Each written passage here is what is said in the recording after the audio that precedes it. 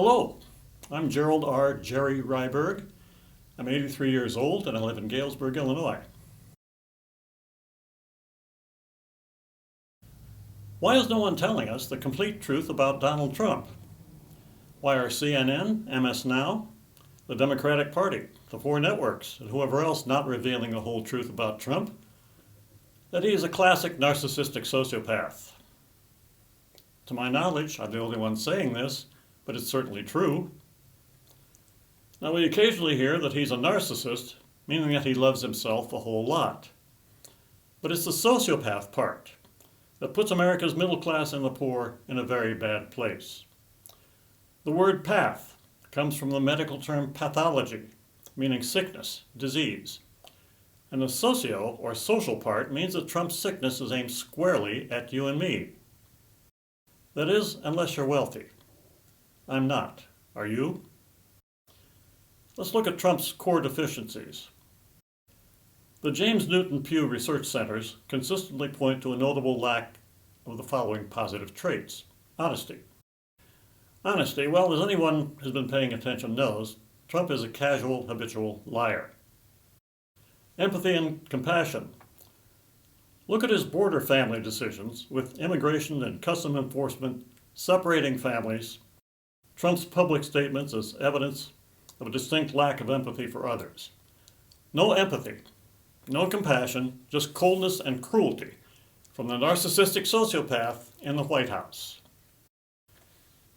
An even temper? No, Trump doesn't have an even temper. Diplomacy. Have you seen this photo of the members of the recent G7 meeting? All of them except one are conversing with each other. Trump stands alone in the front because no one wants to talk to him. And President Barack Obama had a great deal with Iran. Iran cut its enriched uranium stockpile by 98% and limited enrichment levels to 3.67%. Iran removed 2/3 of its operational centrifuges. Their heavy water reactor was redesigned so it could not produce weapons-grade plutonium. And the IAEA, the International Atomic Energy Agency, received regular access to monitor Iran's nuclear sites. That was under Obama. Along comes Donald Trump, for whom I have two pet names. One is Dumbo, and the other is Stupid Goldfinger. Pretty proud of that. In 2018, Trump tears up Obama's great deal and reimposed strict economic sanctions. Of course, Iran resumed levels of nuclear enrichment. On February 28, 2026, Trump and Israeli Prime Minister Benjamin Netanyahu, citing preemptive self-defense to stop Iran's advancing nuclear program, began bombing Iran's army and navy. Trump has proved himself unable to bomb his way back to a peace deal with Iran. His needless war is costing us many billions of dollars and is fast depleting several types of our very expensive missiles. That's probably why Trump has called a halt to his war on Iran. He's kind of trying to wait them out. We'll see how long that lasts. So far, Iran has killed 18 American soldiers with strikes against our bases in countries around Iran. Years ago, Trump broke his promises about lowering prices and no new wars. While he makes life tougher for Americans, his mind is on his vanity projects. The reflecting pond, his ridiculous ballroom, which an appeals court recently stopped work on. I clearly remember him saying, and this is a quote, "They've been wanting a ballroom for 150 years.